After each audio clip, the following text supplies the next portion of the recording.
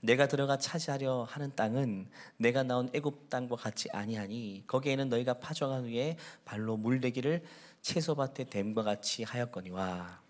너희가 건너가서 차지할 땅은 산과 골짜기가 있어서 하늘에서 내리는 비를 흡수하는 땅이요 내 하나님 여호와께서 돌보아 주시는 땅이라 연초부터 연말까지 내 하나님 여호와의 눈이 항상 그 위에 있느니라. 내가 오늘 너희에게 명하는 내 명령을 너희가 만일 청종하고 너희의 하나님 여호와를 사랑하여 마음을 다하고 뜻을 다하여 섬기면 여호와께서 너희의 땅에 이른 비 늦은 비를 적당한 때에 내리시리니 너희가 곡식과 포도주와 기름을 얻을 것이요 또 가축을 위하여 들에 풀이 나게 하시리니 내가 먹고 배부를 배부를 것이라. 것이라. 아멘. 오래전부터 기도하고 함께 마음을 모아 시작됐던 이 개척 프로젝트, 오늘 이 파송 예배를 끝으로 유종의 미를 거두게 되었습니다. 이 일을 시작하신 하나님께서 이 일을 통해 합당한 영광을 받으실 것입니다. 저는 이 프로젝트를 처음 시작할 때 이렇게 함께 나눠드렸죠. 교회가 교회를 세워야 됩니다. 목사 한 사람이 이 차가운 도심 어딘가에 십자가를 꽂고 나 홀로 외로이 교회를 시작하는 게 아니라 교회가 교회를 세워야 된다. 이것이 우리 교회의 마땅한 사명이다. 왜냐하면 교회는 영적인 가족이거든요. 가족도 마찬가지 아닙니까? 가정이 하늘에서 뚝 떨어집니까? 가정이 가정을 낳지 않습니까? 우리 가정에서 잘 큰 자녀가 결혼해서 분구하고 또 다른 가정을 낳게 되는 것처럼 영적인 가족인 우리 교회도 마찬가지로 잘 자라고 성숙한 교회가 또 다른 교회들을 계속 세워가고 확장시켜 나가야 되는 것이죠. 이것은 최초 인류 아담과 하에게 주신 명령과도 똑같습니다. 생육하고 번성하여 땅에 충만하라. 이것은 그냥 물리적인, 그냥 생물학적인 번성만을 말하는 게 아닙니다. 가정이 또 다른 가정을 낳는 그림을 통해서 하나님이 최초의 가정에게 주시는 그 메시지를 계속해서 이어고 전승해 나가라는 말이죠. 교회도 마찬가지입니다. 교회가 또 다른 교회를 낳음을 통해서 하나님의 처음 그 교회에게 주신 마음들을 계속해서 이어가라는 말이겠죠. 그래서 가정이 또 다른 가정을 낳게 되는 방식을 통해서 그렇게 생육하고 번성되는 것처럼 우리 지구촌 교회를 통해서 또 다른 교회가 세워지고 또 세워짐을 통해서 하나님은 하나님 나라를 확장시켜가고 홀로 영광 받으시는 것입니다. 교회의 역사를 봐도 마찬가지입니다. 신약 성경, 특별히 사도행전 교회의 역사를 보면요, 최초 예수님께서 부활하시고 승천하시면서 120명의 제자를 남겨두셨어요. 120문도라고 하죠. 그들이 마가의 다락방에 모여서 성령 강림회까지 기도하게 됩니다. 그들을 통해서 예루살렘 교회가 세워집니다. 최초의 이 땅에 세워진 지상교회, 조직교회입니다. 하나님은 예루살렘 교회를 세운 다음에 그 교회만 덩그러니 남겨두신 게 아닙니다. 예루살렘 교회를 통해서 또 다른 교회를 개척하게 하셨어요. 그게 바로 안디옥 교회입니다. 예루살렘에 핍박이 있자 전 세계 전 지역으로 흩어졌던 사람들이 안디옥에 갔는데 안디옥 지역에 복음을 전하게 됩니다. 예수의 부활 소식 전하니까 거기서 예수 믿는 사람들이 생겨나기 시작해요. 그래서 예루살렘 교회는 바나바를 거기 보냅니다. 네가 가서 살펴보고 교회를 개척하라. 근데 바나바는 바울을 데리고 와서 1년 동안 거기를 머물면서 안디옥 교회를 든든하게 세우고 개척하게 됩니다. 그게 사도행전 11장 말씀인데 같이 한번 읽어볼까요? 시작. 바나바가 사울을 찾으러 다소에 가서 만남에 안디옥에 데리고 와서 둘이 교회에 1년간 모여 있어 큰 무리를 가르쳤고 제자들이 안디옥에서 비로소 그리스도인이라 일컬음을 받게 되었더라. 이제 막 세워진 1년밖에 안 된 안디옥 교회, 사람들이 막 모여들기 시작해요. 이제는 좀 안정되고 모이면서 즐거운 공동체가 되었어요. 그런데 하나님은 거기서 멈추지 않으시고 또 안디옥 교회를 흔드십니다. 내가 너에게 또 다른 사명을 주는데 너희들이 또 다른 교회를 개척하라고 말씀하세요. 그게 사도행전 13장의 말씀인데 제가 한번 읽어볼게요.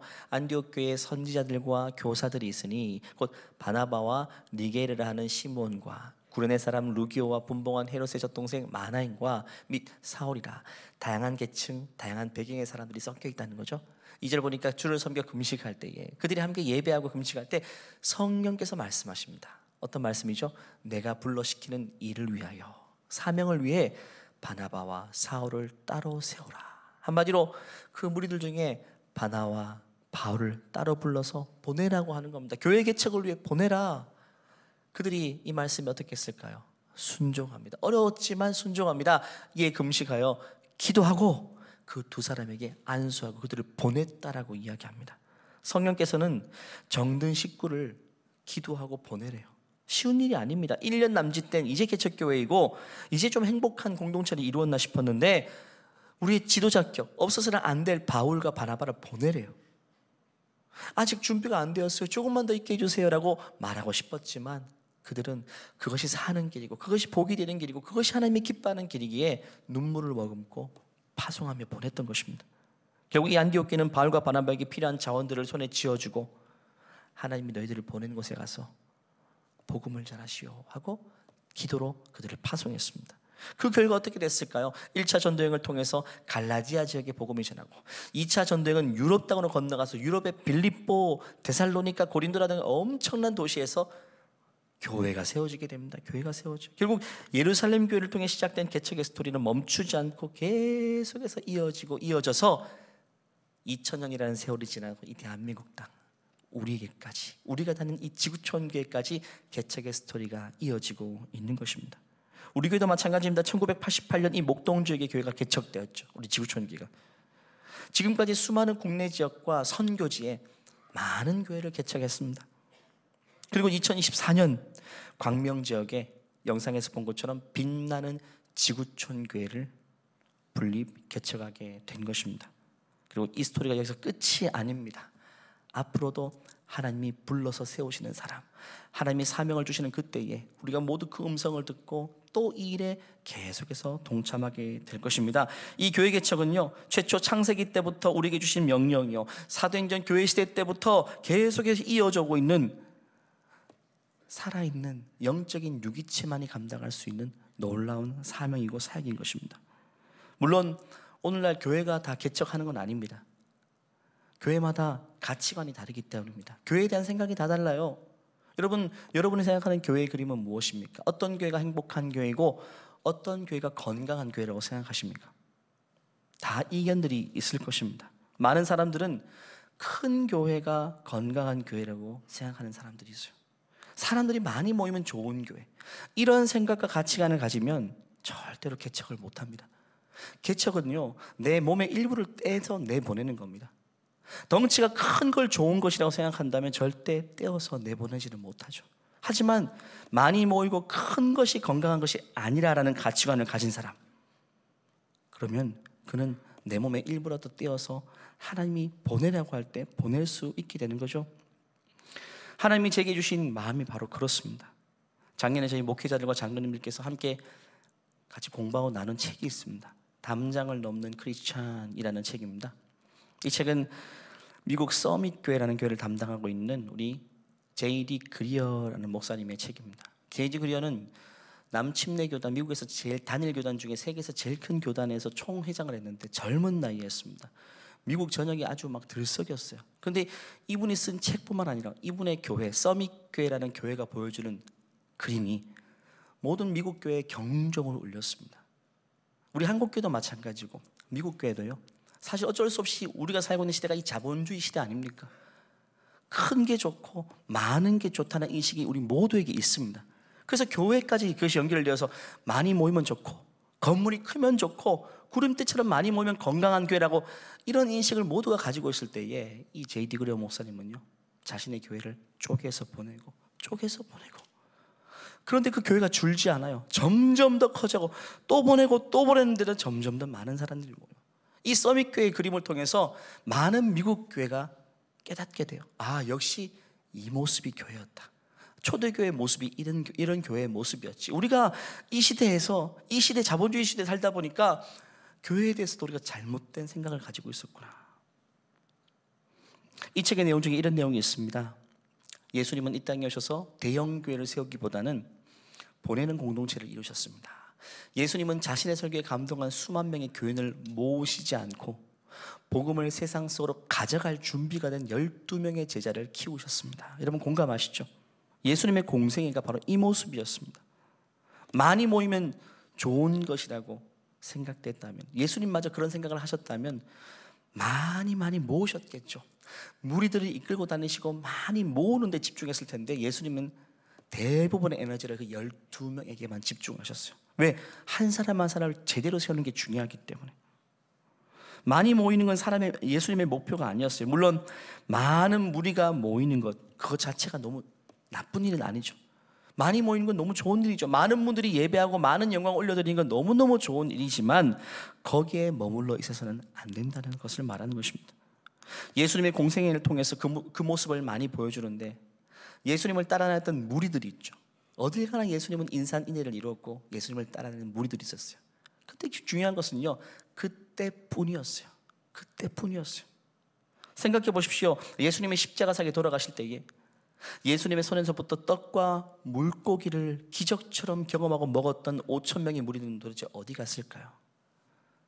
정말 그리스도의 제자라면 중요한 순간에 주님께 머물러 있어야 되겠지만, 하지만 군중들, 무리들, 그들은 항상 중요한 순간에 자취를 감추었습니다. 오늘날에도 마찬가지입니다. 하나님이 가라고 할 때, 하나님 우리를 어딘가에 보내실 때, 내가 너를 통해 어떤 일을 하기를 원한다고 말씀하실 때, 정말 중요한 순간에 무리들은 자취를 감추게 돼요.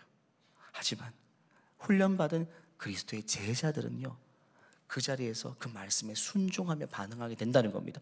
예수님은 그런 자들을 세우기를 원하신다는 거죠. 물론 교회에 처음 들어올 때는 무리로부터 시작되는 것이겠죠. 하지만 훈련받고 준비되면 이제는 어느새 예수님을 따를 수 있는 예수님의 제자가 되어갈 수 있다는 것입니다.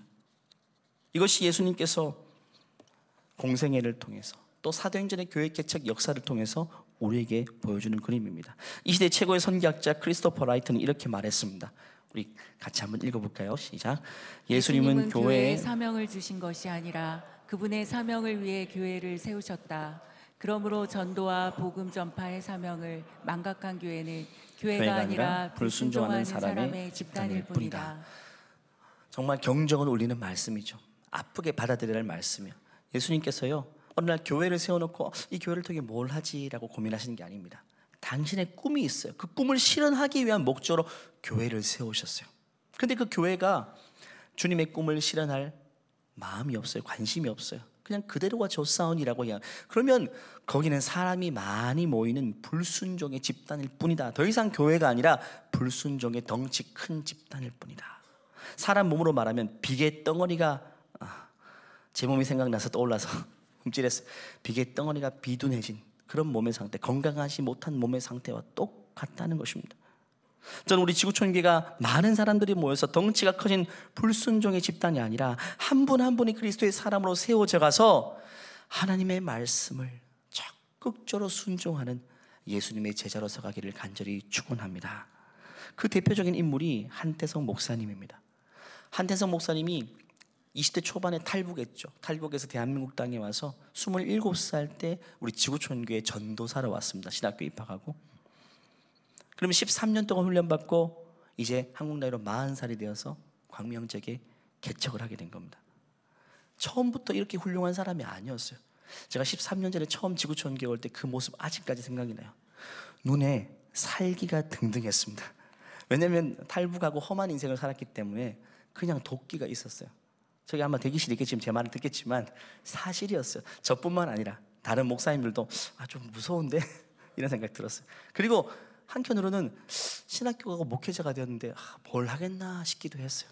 그런데 이 지구촌교회 토양에서 훈련받고 점점 더 멋있는 그리스도의 사람이 되어갔어요. 13년이 지난 지금은요, 제가 높이 우러러보는 사람이 되었어요. 영혼 구원에 대한 열정을 뜨겁게 가지고 제가 많은 부분에서 마음으로 기대고 의지하는 참 믿음의 소중한 동역자, 참 귀한 인생이 그냥 된 게 아니에요. 많은 과정들을 통해서 이 교회라는 영적인 토양 속에서 한 사람이 이렇게 자라가고 성장해 가는 겁니다. 우리가 처음 올 때는 무리로 왔어요. 군중으로 여기 들어왔어요. 하지만 여기 머물러서는 안 됩니다. 영원히 예수님을 팬심으로 쫓는 사람이 되어서는 안 됩니다. 예수님과 함께 죽을 수도 있고 예수님과 함께 불 가운데도 뛰어들 수 있는 그리스도의 사람으로 우리는 계속해서 자라가고 성장해 가야 됩니다. 그렇기 때문에 오늘 제가 권면드린 제자 훈련 과정이 있죠. 1층 로비에 가면 노란색 종이가 있습니다. 이 훈련 과정들, 이런 배움의 과정들, 하나님의 말씀을 배우는 과정들을 통해서만 우리는 자라가고 성장해 갈 수가 있는 것입니다. 억지로 된 것은 하나도 없습니다. 인위적인 것이 없어요. 시작부터 모든 과정에 있어서도 성령께서 시작하셨고 성령께서 주도하셨어요. 최근에 한태성 목사님, 제가 어르신 가운데에 이 정말 얼마 남지 않으신 분, 그런 분들이 복음 듣지 못한 분 있으면 제가 한태성 목사님을 늘 보냈어요. 목사님 가서 복음 좀 전해주세요. 병원 가서. 그러면 즉각적으로 지방에도 내려가고 어딜 가서도 예수님의 복음을 전합니다. 그래서 최근에만 해도 많은 어르신들 예수 믿고 구원받고 하는 날에 갔고요. 또 병상에서 누워서 세례를 받았어요. 한태성 목사님에게는 구령의 열정은 본인에게서 온 것이 아니라 이 지구촌교회 토양에서 예수 그리스도의 사람으로 훈련받은 결과입니다. 방금 영상에서 본 것처럼 이동기 집사님, 집이 그 조양 대구인데 아버님께서 예수님 안 믿으신 거예요. 너무 몸이 아프신데 너무너무 근심 걱정해서 한태성 목사님 내려가서 복음을 전하고 예수 그리스도를 향해서 마음을 활짝 열고 당당하게 천국으로 기쁨으로 입성하셨어요. 이 일이 앞으로도 하나님의 사람을 통해서 계속해서 이루어지고 진행될 일인 것입니다. 우리는 가서 복음을 전하라라는 단순한 예수님의 그 명령에 단순하게 순종한 거룩한 무리들, 개척 멤버와 지평선 멤버, 개척 멤버는 22명이고 지평선 멤버는 34명입니다. 그분들은 오늘 예배의 맨 마지막 순서에 앞으로 모시고 기도함으로 파송하고자 하는 것입니다.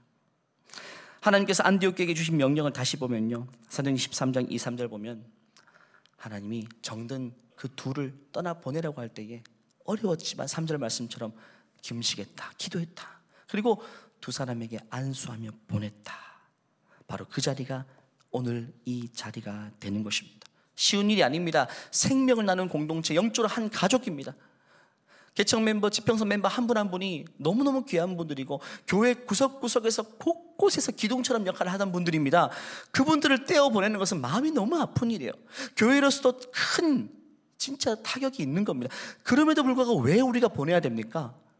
하나님이 영이신 성령께서 그 일을 하라고 하시니까. 어제 그 교회 토세 끝나고 방문했습니다. 아까 영상에서 좀 보셨죠? 밝고 환한 교회, 건물이 멋졌죠. 근데 원래 그러지 않았어요. 광명 지역에 너무너무 좋은 자리에 그 지역사의 유일한 교회입니다. 근데 그 교회는 불이 꺼져 있던 교회, 오랫동안 불이 꺼져 있던, 십자가에도 불이 꺼져 있던 교회. 교회가 교회로서 역할을 하지 못했어요. 교회는 어두운 동네 가더라도 밝은 빛으로 등불로 서 있을 수 있어야 되는데 오히려 그 다른 지역사회들보다 더 어둡고 차가운 곳이었어요. 그런데 그곳에 이제 개척 멤버들이 한 달 전부터 기도회 모임도 하고 청소도 하고 위에 전구도 갈아 놓으니까 영상에서만 봐도 따스한 공간이 되었죠. 어제 토세 끝나고 가서 기도하는데 하나님이 막 감동을 주셨어요. 그러면서 이 일이 어디서부터 시작되었는가라는 마음을 주셨어요. 저는 이 일이 이렇게 시작된 줄 알았어요. 한태성 목사님에게 3년 전부터 개척의 마음이 있었고 기도하다가 하나님 어디로 개척할까요? 그때 하나님이 온 땅을 두루 감찰하시다가 저기 광명지에 개척하면 되겠다, 이렇게 일이 시작된 줄 알았는데 그게 아니었어요. 하나님은 먼저 그 땅을 보셨어요. 그 땅의 아픔과 어둠을 보셨어요. 너무나도 많은 유동인구, 학교가 둘러싸여있고 그냥 아파트들이 둘러싸여 있는데 그 교회 앞으로 너무 많은 사람들이 유동인구가 있는데 교회에 불이 꺼져 있어요. 그 교회밖에 없는데 하나님이 너무 아픈 마음을 가지고 있었어요. 그러다가 내가 이 땅의 영혼을 더 이상 방치할 수 없겠다 해서 온 땅을 두루 감찰하시다가 머지않은 20-30분밖에 되지 않는 우리 지구촌교회 개척을 준비하고 기도했던 한태성 목사님에게 네가 이곳으로 가야 되겠다라는 마음 주셔서 온 교회의 지원과 기도 속에서 성령께서는 이 일을 시작하게 하신 겁니다. 이렇게 일이 시작됐고 진행되었고 오늘 이 파송의 자리를 통해서 완성되게 된 것이죠. 이 일은 하나님이 기뻐하신 일이고 하나님이 시작하신 일이고 하나님께서 영광 받으시는 그 자리가 되는 것입니다. 우리 지구촌교회는 모교입니다. 모교, 보내는 입장.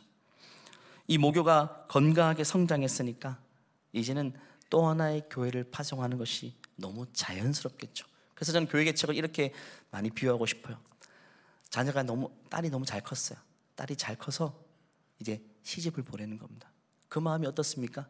시집 보낼 때 보내보신 분들은 눈물 다 흘리셨죠. 그 눈물의 의미가 어떤 마음이었나요? 보내기 싫은데 이런 마음은 아니잖아요. 너무 복된 자리고 잔치 자리죠. 또 하나의 가정이 서니까. 그런데 그 눈물은 뭐냐면 앞으로도 자주 보지 못할 것이고 가서 잘 살겠나라는 염려도 담겨져 있고 여러 복합적인 의미가 그 눈물 속에 담겨 있는 것처럼 오늘 우리도 우리의 정든 내 몸의 일부였던 우리 사랑하는 지구촌 가족들을 50여 명이 넘는 지구촌 가족들을 그 낯선 광명 쪽으로 파송합니다. 오늘 이 가는 분들은 집 주소가 광명에 있는 분들 많이 없어요. 거의 없어요. 멀리 사시는 분들도 많습니다. 그냥 하나님이 가라고 하시고 보내시는 곳이기 때문에 순종하여 가는 부분. 그런데 이런 그림이 제가 어울릴 것 같아요. 딸이 시집가는 자리에서 너무 마음이 아프고 눈물이 나는데 옆에 앉아있는 사위를 보니까 마음이 너무 안심이 되는 거죠. 사위가 누굽니까? 예수 그리스도죠. 신랑 되신 예수 그리스도께서 오늘 개척 멤버들과 함께 하셔서 그 광명지역의 땅, 어둠 가운데 있는 그 땅을 밝혀내게 될 것입니다. 앞으로도 마찬가지입니다. 우리 지구촌 교회는 이번 분리개척뿐만 아니고 광명뿐만 아니라 이제 준비되었으니 또 다른 곳으로 가라, 보내라라는 마음을 주시면 저 혼자뿐만 아니고 우리 모두가 일에 참여해서 마음을 드리고 물질을 드리고 내가 가서 섬기기도 하고, 우리 지평선 멤버들은 어떤 분은 3개월 섬기시고 어떤 분은 6개월 섬기시고 어떤 분은 1년을 섬겼다고 오시는 분들입니다. 여러분 정말 간절히 부탁드리기는요, 생애 한 번만은 내 인생의 6개월이라도 내 인생의 1년이라도 처음으로 개척된 교회에 가서 내 삶을 한번 불태워 보는 것이 우리가 하나님 나라 앞에 섰을 때 하나님께 칭찬받는 일이 아닐까요? 앞으로 이 프로젝트가 계속됩니다. 주님 가라고 하는 그때에는 또 한번 하나님의 콜링에 참여해 주시고 개척의 멤버로서 정해진 기한을 섬겨주시는 여러분 되시기를 간절히 바랍니다. 이 시간 우리를 통해서 이 일을 시작하시고 영광 받으신 하나님께 다시 한번 우리 큰 박수 올려드릴까요? 많은 분들이 질문합니다. 이제 개척해서 떠나면 다시는 못 보는 겁니까? 여러분 아닙니다. 시집 보낸다라고 말씀드렸죠. 시집 간 딸 다시는 못 봅니까? 바로 옆으로 시집 갔는데 밤 되면 퇴근하고 밥 먹으러 또 오죠. 밥하기 귀찮으니까. 또 싸우면 또 찾아오기도 하고. 이 그림이 너무 자연스럽죠. 개척하고 분립개척해서 나갔지만 교회 부흥회라든지 뭐 특별 새벽기도라든지 잔치가 있으면 항상 함께 할 겁니다. 언제든지 함께 할 겁니다. 걱정하지 마시고요. 또 분립개척은요, 멀리 시집 보낸 게 아니라 가까이 시집 보낸 것과 똑같습니다. 그렇기 때문에 함께 늘 교류할 수 있는 것입니다. 그리고 친정에 오면 좋은 것 막 털어가기도 하고, 엄마 옷이 좋으면 벗겨가기도 하고, 또 내가 좋은 거 있으면 엄마에게 갖다 주는 것처럼 너무나도 자연스러운 모습인 거죠. 어제도 그 난로가 하나 없어졌길래 어디 갔나 싶었는데 우리 한태성 목사님이 가져가셨더라고요. 뭐 없으면 가져갔다라고 생각하면 돼요. 농담이고요. 그냥 함께 공유하고 함께 나누는 겁니다. 우린 친정집이니까 너무나도 자연스럽게 좋은 것을 흘려보내고 또 흘려받는 것입니다. 오늘 저는 남은 시간 우리 빛나는 지구촌교회로 파송되어가는 개척 멤버, 지평선 멤버들에게 이 신명기 11장 오늘 본문 말씀을 선물로 드리고자 합니다. 그리고 이 말씀은요, 예수 그리스도를 믿고 따르는 우리 모든 삶에 해당되는 복스러운 말씀입니다. 이스라엘 백성들이 아는 것처럼 애굽에서 오랫동안 종살이 하다가 광야를 거쳐서 가나안 땅에 가죠. 하나님은요, 그들을 애굽 땅에서 노예되는 데서 해방시킬 때 이런 말씀하셨어요. 너희들이 가게 될 땅은 가나안 땅인데 거기는 젖과 꿀이 흐르는 땅이라 너무너무 좋은 땅이야. 사람들은 그거를 기대하고 있었거든요. 그러니까 오늘 신명기 11장은 모세가 백성들에게 설교하는 내용인데 너희가 가게 될 그 가나안 땅은 이런 땅이야 라고 이야기하는 부분. 그런데 젖과 꿀이 흐르는 땅이라고 했는데 내용이 달라요. 이 말을 듣고 충격받습니다. 한번 10절 11절 읽어볼까요? 시작. 내가 들어가 차지하려 하는 땅은 내가 나온 애굽 땅과 같지 아니하니 거기에서는 너희가 파종한 후에 발로 물대기를 채소밭에 댐과 같이 하였거니와 너희가 건너가서 차지할 땅은 산과 골짜기가 있어서 하늘에서 내리는 비를 흡수하는 땅이요.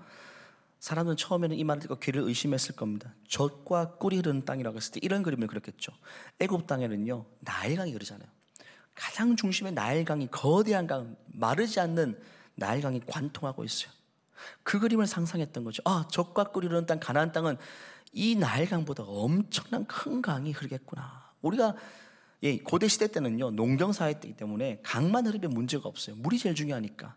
그런데 그 지형을 산과 골짜기 지형이라고 합니다. 사람들은 충격을 받습니다. 11절 말씀 보니까 산과 골짜기가 있어서 하늘에서 내리는 비를 흡수하는 땅. 한마디로 하늘에서 비가 내려주지 않으면 아무것도 못하는 땅인 겁니다. 아무것도 못하는 땅. 하늘의 축복이 아니면 사람이 살 수 없는 땅이 가나안 땅이래요. 애굽 땅에서 이미 나왔어요. 그런데 이미 우리가 가게 될 그 땅에 대해서 그렇게 말하는 겁니다. 우리가 가나안 땅은요, 예수 믿고 신앙생활하는 것과 똑같은 거예요. 예수 믿기로 작정했어요. 세상에서 나와서 내가 주님 모시고 살기로 결정했는데 그 땅이 적과 꿀이 흐르는 땅이 아니래요. 산과 골짜기 지형이라고 이야기합니다. 오히려 예수 믿기 전 나일강이 흐르는 애굽에서의 노예 시절 살았던 그 땅, 거기 있었던 강이 여기는 없다고 이야기합니다. 얼마나 충격일까요? 표면적으로는 거대한 강을 끼고 있는 애굽에 비해서 더 열악해 보이는 땅인 거예요. 근데 12절 말씀 보니까 그 열악해 보이는 땅에 엄청난 축복이 있어요. 내 하나님 여호와께서 돌보아 주시는 땅이다. 믿으십니까? 애굽의 삶은요, 하나님이 돌보아 주시지 않는 땅이에요. 그냥 사람들이 나일 강을 의지해서 자기 힘으로 먹고 사는 땅이라면 우리가 가게 될 가나안 땅은 산과 골짜기 지형이지만 하나님이 돌보아 주시는 땅이래요. 그래서 연초부터 연말까지 시종일관 하나님이 여호와의 눈이 항상 그 위에 있다. 여러분, A와 B 중에 뭘 선택하시겠습니까? 여러분 인생 두 군데서 살아야 돼요. 애굽 땅에 살겠습니까? 가나안 땅에 살겠습니까? 강이 있는 지역에 살겠습니까? 강이 없는 산과 골짜기 지역에 살겠습니까? 하지만 여호와의 눈이 없는 땅에 살겠습니까? 여호와의 눈이 있는 땅을 살겠습니까? 여러분은 지금 A의 인생을 살다가 B의 인생으로 옮겨온 것입니다. 예수 믿고 거듭나서 신앙생활하고 있잖아요. 우리 인생이 그와 같다라고 이야기합니다. 하늘의 축복 없이는 살 수 없는 땅. 그래서 14절은 그 땅이 여호와의 눈이 함께하기에 이런 축복이 있다고 말합니다. 놀라운 축복인데요. 같이 읽어볼까요? 시작. 여호와께서 너희의 땅에 이른 비 늦은 비를 적당한 때에 내리시리니 너희가 곡식과 포도주와 기름을 얻을 것이요 또 가축을 위하여 들에 풀이 나게 하시리니 내가 먹고 배부를 것이라. 한마디로 너희 인생에는 가나안 땅에는 강은 없어. 하지만 너 놀라운 것이 있는데 때마다 너희의 때 적당한 때에 이른 비 늦은 비가 하늘로부터 내려올 거라고 이야기합니다. 한마디로 하나님이 이른 비와 늦은 비를 주는 인생인데 농경사에서 이 두 가지 비가 제일 중요합니다. 이른 비는 파종하고 싹이 나게 하는 비입니다. 그때 비가 많이 와야 돼요. 또 추수하기 직전에 늦은 비가 와야지만 곡식이 연결해서 추수를 할 수 있어요. 이 두 타이밍에 가물어 버리면 끝나는 겁니다.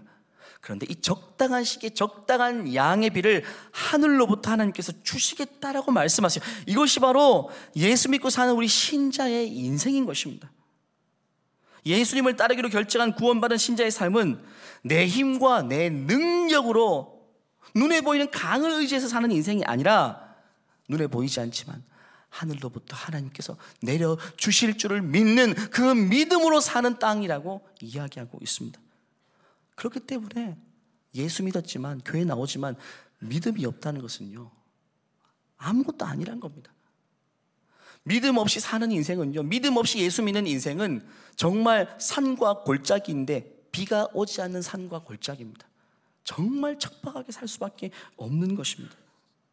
그래서 13절에 한 가지 조건을 말합니다.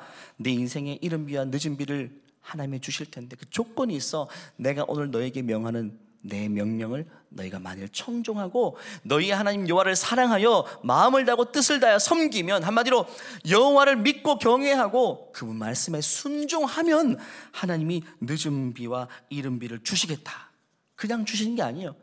몸이 교회에 앉아 있는다고, 예배를 드린다고, 내 몸이 가나안 땅에 가 있는다고 비를 내려주시는 게 아니라 말씀을 믿고 순종할 때 하나님은 기적과 같이 그 땅에 비를 내리시겠다.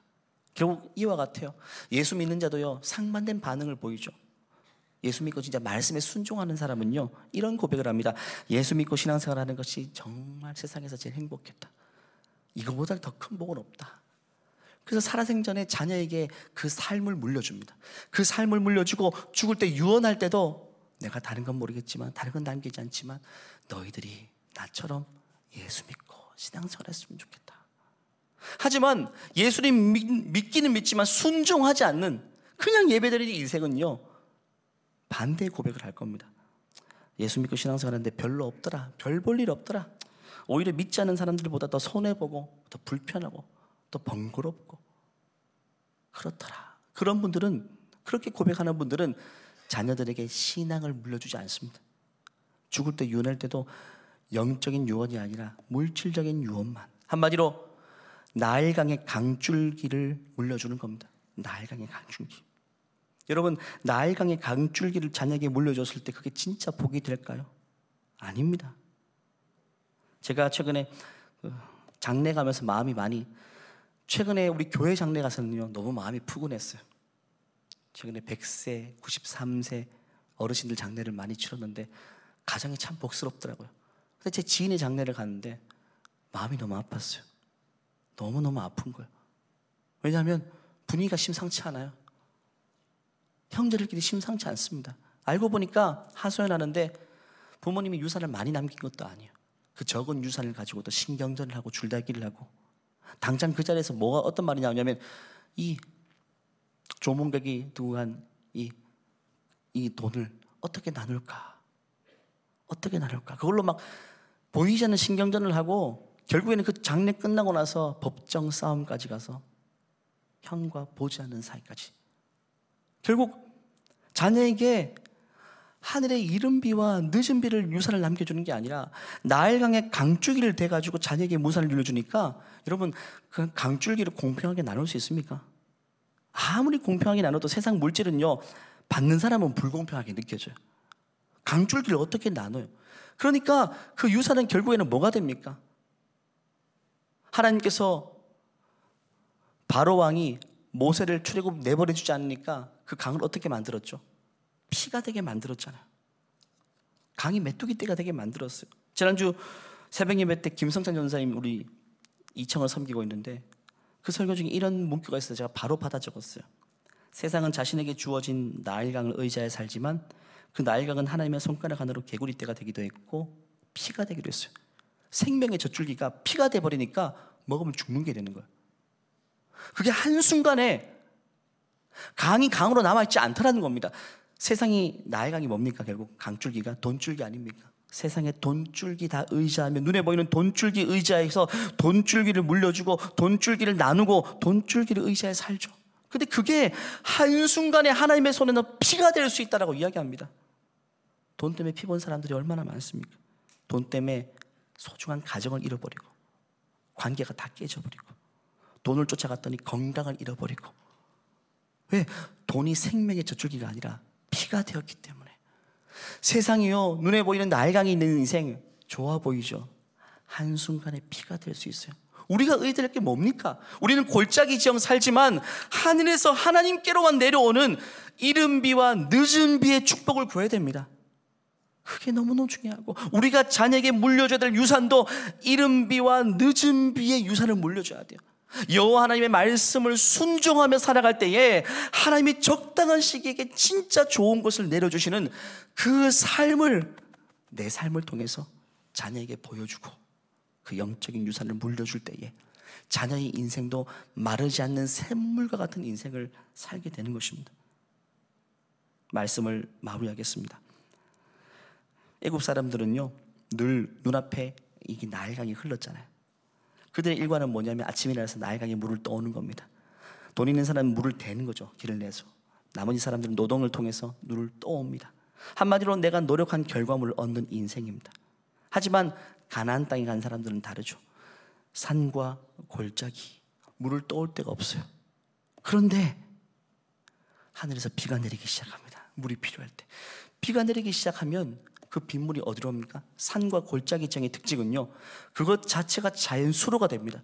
골짜기가 자연수로가 되어서 하늘에 내려선 비를 머금고 밑으로 필요한 모든 것을 적시게 됩니다.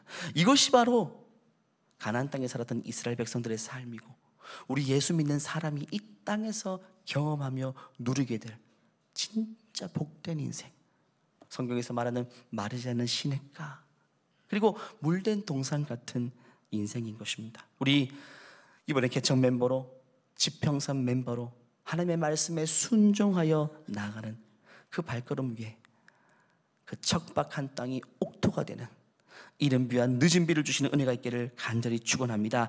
이 자리에 모신 우리 모든 지구촌 가족들도 마찬가지입니다. 믿지 않는 사람의 풍성함을 부러워하지 마십시오.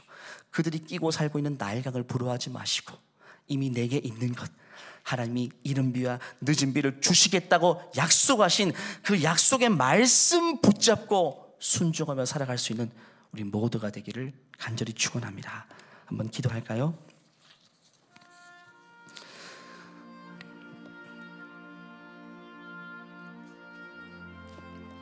하나님 아버지, 우리 지구촌 교회를 참 많이 복 주셔서 교회를 통해서 이렇게 많은 훌륭한 일꾼들이 서서 하나님의 그리스도의 제자들이 서서 주님이 보내시는 곳을 향해서 가라고 말씀하실 때에 그 말씀에 순종하여 가는 22분의 개척 멤버들과 34분의 지평선 멤버들 하나님 허락해 주셔서 감사합니다. 오늘 사랑하고 정든 사랑하는 내 지체를 떠나보려는 아픈 자리이지만 하지만 이들을 통해 하나님이 하실 일들을 기대함으로 기쁜 마음으로 또 파송하여 보냅니다. 하나님 이 자리에 홀로 영광 받아주시고 앞으로 이 개척 멤버들을 통해서 하나님이 하시는 놀라운 소식들을 전해 듣게 하여 주시고 그를 통해 함께 하나님께 영광을 올려드릴 수 있도록 은혜 베풀어 주시옵소서. 이 모든 말씀 살아계신 예수님의 이름으로 기도하옵나이다. 아멘. 지금 눈앞에 서 계신 분들이 이번에 빛나는 지구촌 교회 광명절 밝힐 등불로 쓰임받을 귀한 인물이십니다. 우리 다들 오늘 예배 마치시고 우리 한태성 목사님 가정과 우리 지평선 개척 멤버들이 로비에 이렇게 서 계실 텐데 그냥 집에 가지 마시고 꼭 아수해 주시고 안아주시고 격려 말씀해 주시고 그렇게 보내드렸으면 좋겠어요. 우리 모든 교우들을 대표해서 우리 장로님들과 목회자들이 우리 해바라기 꽃을 선물해 드립니다. 우리 선물할 때 큰 박수 한번 부탁드릴까요? 예, 이 꽃의 의미는요, 우리 해바라기 씨앗이 굉장히 크지 않습니까? 이 복음의 씨앗을 하나님이 보내시는 광명지역에 심어달라고 부탁하는 마음으로 꽃을 전해드리겠습니다.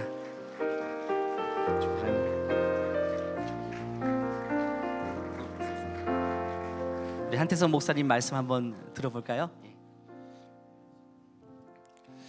네, 이렇게 축복해 주시고 또 기도해 주시고 온 교회가 한 마음으로 또 빛나는 지구촌 교회를 위해서 기도해 주시고 이렇게 사랑해 주셔서 너무나도 감사합니다. 오늘 우리가 이 예배를 마치고 다음 주부터는 강명 서화동의 빛나는 지구촌 교회에서 함께 예배하게 됩니다. 참으로 돌이켜보면 저는 좀 예수 믿고 가장 큰 복을 받은 사람인 것 같습니다.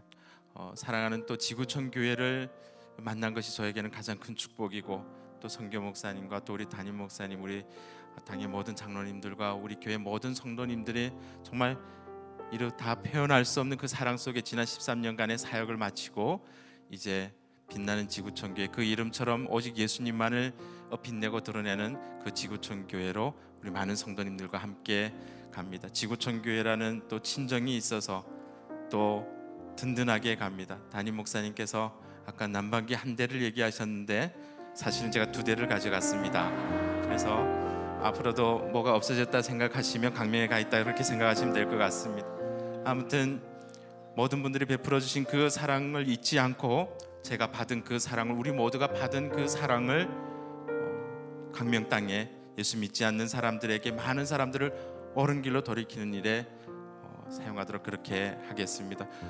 제가 오늘 우리 개척 또 지평선 멤버들을 대신해서 또 은혜채플에 계시는 모든 성도님들께도 다시 한번 감사합니다. 고맙습니다. 예, 우리 오늘 2부 예배 드리고도 또 한 분이 결단하셨어요. 내가 일정 기간 가서 섬기시겠다. 이런 마음의 감동이 있으신 분들은 언제든지 가셔도 좋고요. 그리고 주일 예배를 여기 오셔도 좋지만 한 번씩은 1년에 한두 번 꼭 한번 가보십시오. 멀지 않습니다. 20-30분 거리입니다. 가서 격려해 주시고 또 기도해 주시고 함께 예배 드리는 것 자체가 얼마나 좋습니까? 우리의 몸의 일부를 떼어내는 것처럼 아픈 날이지만 그래도 오늘 하나님께 영광 올려드리는 잔치날이라고 믿습니다. 다 같이 한번 일어나 보실까요? 일어나셔가지고 손을 내밀고 한번 축복했으면 좋겠습니다. 하나님, 우리 고귀한 분들이 가는 발걸음을 축복하여 주시옵소서. 황무지가 하나님 옥토와 같이 변화되는 가는 길마다 복을 주시고 이른 비와 늦은 비에 축복을 주셔서 어둠 가운데 있는 광명 땅을 밝혀내는 하나님 미랄로 하나님 고귀하게 사용하여 주시옵소서. 이 시간 주여 한번 외치고 축복하며 기도하겠습니다. 주여 하나님 아버지 기름 부어 주시옵소서. 은혜를 베풀어 주시옵소서. 하나님 주님 도와주세요. 주님 함께 해 주시옵소서. 마음의 감동을 주시는 대로